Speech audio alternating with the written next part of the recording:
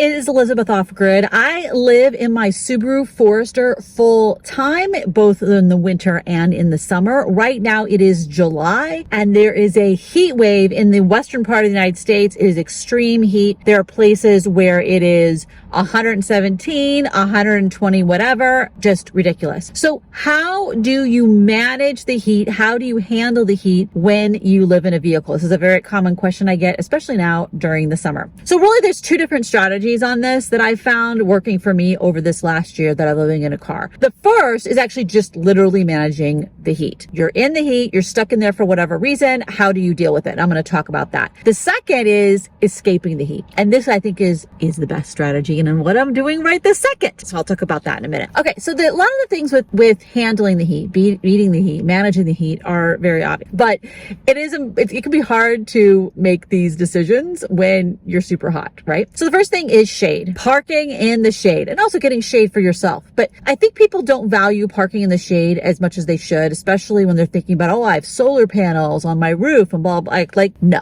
Even if you're going to go inside, and we're going to talk about going inside, going somewhere there's air conditioning, you want to try your hardest to have your car be parked in the shade. Because even if you go inside somewhere and you're in the AC all day and then you come out to a horribly hot car, it is going to be so hard for you to sleep because this car is just going to like radiate heat on top of you. So finding a place to park in the shade, if it is over 90 degrees Fahrenheit, that is incredibly valuable. So how do you do that? My number one favorite place is at a park that has trees. There are some streets that have big trees. There are places also that have solar panel like shades for parking lots. And there are places that have a parking garage. Now, I don't want to like hang out in my car inside of a parking garage underground because it's a very bad air. But there are parking garages that are above ground. So it's got ventilation. You can park at the edge and then you're getting fresh air there, even if you're staying in your car. But probably you're not staying in your car in that situation. You're going into whatever it is where that parking garage is. But shade for your car, super valuable. The second thing is having fans. Now, I have USB rechargeable fans. I've tried both rechargeable fans and batteries. I found that it just churns through batteries.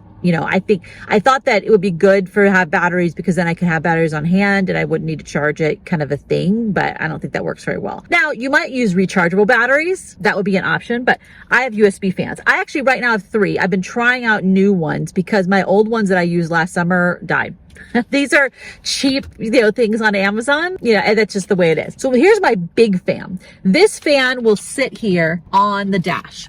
And it has 3 settings and I just keep it on the low setting. It charges via USB-C and it has a clip, which I don't actually ever use. I like it because it can sit. It fits perfectly on here. And this is the thing is everybody's car is different and how your dash works and where you can hang things is going to be different, what configuration is. So this is I'm sitting in the front seat fan. When I'm going to bed, this is my tiny little fan. And I think it's important to have actually 2 different fans for this because then you can charge the other fan when you're using a fan. Right? So during the day, I can charge this fan and then at night, I charge the other fan. You see what I'm saying? And I charge via my battery. I have a power station battery. So it doesn't charge off my car. My car doesn't need to be running. So you can see back there's a little thing attached. This fan is kind of neat because the feet of it detach from this part, the fan part. So I can take that off and recharge it, USB-C recharge, and then kind of plug it back in to where it goes. And the reason this is important is because I found that when you have those little things that hook onto something, they get metal fatigue and they break. And they break before the fan breaks.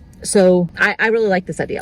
The third thing that I'm actually testing out, and I haven't decided about, is one of these neck fans. The issue with it for me personally is I have to put my hair up to use this. However, if it's so hot that I'm using this, then I probably am going to put my hair up. So I think it may be totally fine. This is great just to have another option. And if the idea is that you always want to have more than one fan because if one is charging up, you have something else to use. My thought with this also is I could take this outside the car. I can walk around with it on. Also good for hot flashes and things like that too. Okay, the next thing is tinted windows. So I have tinted windows, which may not look like it because you can see through. But if you go out here, you can see, yeah. Very dark tinted windows. They're not super dark. Actually, I think, 35%? I wanted to be able to see out at night. That was a big thing for me. But this is ceramic tint. Ceramic tint has more UV blocking, whatever, I don't know. And so because of that, it keeps your car cooler. And I have noticed that it really does keep the car cooler. My cooler is right there. And I definitely don't want all my ice to melt when it's hot. And it really makes a difference, the light coming in that window that's right above. We also, though, I mean, obviously ceramic tint is expensive. It's cost hundreds of dollars to just get the back tinted. I didn't do these front windows because the laws regarding that are complicated and I'm going to many different states. I don't want to do all that. The next thing is being able to cover your windows. So I have, now you can use Reflectix and make things yourself. I tried doing that. I found it too frustrating. So I just bought window covers. They're not perfect by any means. However, they have one side black and one side reflective surface. If I'm just sitting somewhere and chilling out and it's hot, then I will put the reflective side out. Oh my gosh, huge difference. Both for if I go inside, I'm coming back to my car and I happen to park in the sun because there's nowhere else to park. Or if I'm actually just sitting here, then I can put the reflective up on the side of the car that is getting the sun. Huge difference, even with a tinted window. So it's like an add-on to the tinted windows. And then of course the black side is what I put up at night. I do that even with tinted windows because the problem is with tinted windows, there's light inside here. It's like people can still see in, right? So I still put those up to kind of add it on. The next thing is a spray bottle. Okay, I have a spray bottle. This is like the kind that can be used for chemicals or something else because it's empty when you get it. So you can put water in it at the beginning. And if I'm hot, I spray this on all the exposed skin I have, and then my fan or the wind cools me off so much. It really makes a difference in being comfortable. So, and this is something that's super cheap and easy. I actually like this one better than the Mister because I think it's more seamless and works better than my Mister one broke. The next thing is rain guards or sunroof or both. So you can open your windows at night, no one will know. So this car, I don't have my rain guards on yet. You can see there's no rain guards here. I did on my Honda Civic that I had before this car that I lived in. I own the rain guards. I haven't put them on yet. I'm planning to put it on hopefully in the next week. But I have a sunroof, which I'm not going to open right now because it's getting direct sun and it makes it hot in here. But at night, what I do if I want more air is I can open this up and then open up the window part of it. And my windows are open and no one can tell. This is amazing. Also, when you open that up, it lets all the hot air out because heat rises, obviously. That's a great thing to do once the sun goes down. You open up that, all the windows, bam, the car's cooling off. Huge difference. But I leave that cracked at night. Now, in some parts of the country, you're gonna have to deal with bugs. So I do have mosquito netting that's in the back. It's not up because I'm in a part of the country. I'm in California right now, and I'm in a dry part of California. So there's no mosquitoes here. There's no biting whatevers. There's no biting no-see-ums. There's no biting flies. It's not an issue, but I do have mosquito netting in case it is. How I'm going to hook that up, I haven't decided if I'm just going to try to hook it up to this to keep them out of the car completely, but it's actually a netting that goes around your bed. It's made for backpacking, or camping and sleeping outside. So I could just put it around my bed while I'm sleeping. That's something that I'm going to be playing around with in my next iteration of camping whenever I go to places that have mosquitoes and other bugs, but I don't want to have my windows open at night. I do have netting that goes over the windows, but it doesn't fit this car. I bought it for the other car. So that's another thing that you can do is get netting that goes over the windows so you can open up your windows at night. Because it's something really important to think about is that if it is 90 or 100 or 110 during the day, it's only probably going to be about 20 degrees less at night in town. If you're out in a really remote area, it might get a lot less, especially in the desert, but you need to be able to ventilate your car so you can actually experience the 20, 30, 40, however many degrees it goes down at night when it cools off. So you can't just have your car completely closed up. You're never gonna be able to sleep that way. And then of course the last standby is you just go for a drive with your AC on. I have sat in a parking lot and run my car for a while with the AC on, but the thing is that can be an issue for your car. That can be an issue for ventilation. But don't do that in a parking garage, for example. But just going for a little drive can really, my AC at least works much better when I'm driving. Now it depends what kind of car you have. If you have a Tesla or something, it can just run, or if you have a hybrid, it can just run. If you have an electric system, then it can just sit and run for a while on the batteries. But for me, I have a gas car, so I usually drive around if I really, really, really need my car to cool off and have the AC kick in. And AC works much better when you're driving because the car is getting ventilation. It cools the car off naturally. Now, the other way I deal with the heat is I leave, okay? I escape the heat. Now, there's a couple different ways to escape. Fundamentally, the first way is to escape but stay put. if that makes sense. So you escape to somewhere that is free. Then my number one place is going to a library. Depends on where you are. Some places, public libraries are only open a couple days a week for a few hours. In some places, they're open 7 days a week from 9 a.m. to 9 p.m. or maybe even more hours than that. So it really depends on where you are, but in a lot of places, a public library or a community center can be a way for you to get into the air conditioning. There's going to be a bathroom, water there, and fundamentally you can hang out all day. So that is my top place to go. The second place to go is an indoor mall. And I say indoor mall because in California, a lot of malls are outside, so that wouldn't be helpful at all. But you can go to indoor mall. And you can go sit in various benches in the food court and things like that. Now, if you're not buying anything, if you're not eating at the food court, there may be a point that security would be like, you're just loitering here all day. So I wouldn't like literally camp out and stay in one seat the whole day long, but going to a mall and kind of just walking around, and it could be also going to a Target or a Walmart or whatever and just walking around. The reason I like a mall is because there's a lot of places to sit and usually a food court. So you could stay there and sit in a lot of different places and no one will really notice. Versus if you go to a Walmart or a Target, there may be literally nowhere to sit, or they might have a little food area, but it's kind of obvious if you're just sitting in there. Same kind of thing with going to a CVS or a drugstore, going to a grocery store. It's a place to walk around and be in the AC for a while. But if you go to somewhere like an indoor mall, there'll be places to sit. The next category is places that cost money. So a lot of people will go to a coffee shop, but you got to buy something. You can't just go sit in a Starbucks all day and buy nothing. Okay. A lot of Starbucks are also taking away the indoor seating because they don't want people to loiter. I guess. I don't really understand their theory on that. But there's also coffee shops that are not Starbucks, okay? And I don't just mean like other chains like Pete's. I mean independent coffee shops. And a lot of times those places are cooler and have better coffee. Well, definitely probably going to have better coffee than Starbucks.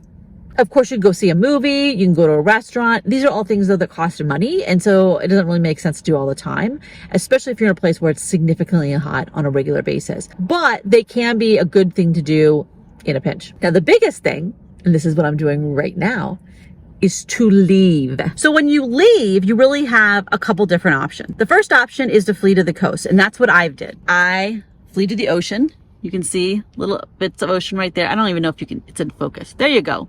You can see over there, there's the ocean. And so I flee to the ocean because I'm in the San Francisco Bay Area and there's this little strip, very small little strip between the ocean and the Santa Cruz Mountains that is actually not hot. Now, interestingly enough, San Francisco and Santa Cruz actually are hot. They also have the heat warning, but it's like you have to go in more remote areas. So that's the first option, is to go to a coastal area that is not hot. And I say a coastal area that's not hot because not all coasts are cool. Here in California, and actually the western part of North America, the California current is out there very close to the coast, bringing cold water from the Arctic. And so that cools everything off until you get to mountains. Then once you get past the mountains, it's hot again. Other parts of the world, the coast is actually really hot and really humid, but that's not true here because it's kind of deserty. You know, it's a very arid environment comparatively speaking, especially when it's hot. The second thing to do is to go to elevation. So around here, the mountains are not high enough they're mountains. They're the Santa Cruz Mountains, for example, and multiple other mountain ranges right around here. They're not high enough to actually be cooler. They're actually sometimes hotter and definitely have more fire danger. But if you go up to mountains that are at 7,000 feet, definitely 10,000 feet, the temperature is going to be 10 to 20 degrees cooler than it is down at the floor. Sometimes even cooler than that, depending upon wind and other factors. You also maybe found good trees there. I would say below the tree line so I can get shade, you know? So you're probably not going to go up 10,000 feet. So typically I go up to like between 5,000 and 8,000 feet because there you're going to be below the tree line. So you're going to have shade from trees, but high up enough to cut 10 or even 20 degrees off of what this is Fahrenheit, by the way, of what the temperature is down in the valleys. Huge difference. The other thing to do is to migrate like a bird. And there's a lot of people you're going to find online. You know, Bob Wells talks about this, as well as many other people who during the winter, they're in Arizona or somewhere like that. And then during the summer, they go to Colorado and they're up at a high elevation and they go north to Canada or whatever.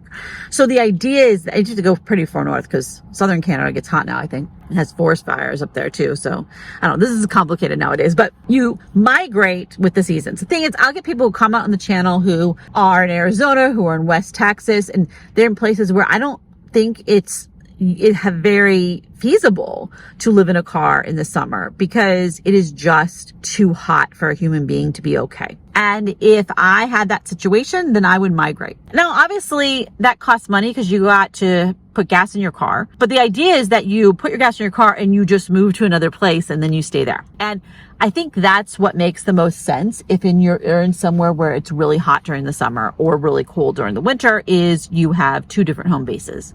One you stay at each part of the year. And that's what I would do if I was in a situation where I wasn't traveling all the time. I didn't have the money for that. Now for me, I'm still working. I have multiple businesses, so I can fund traveling around. And I think having San Francisco Bay Area as my home base is ideal.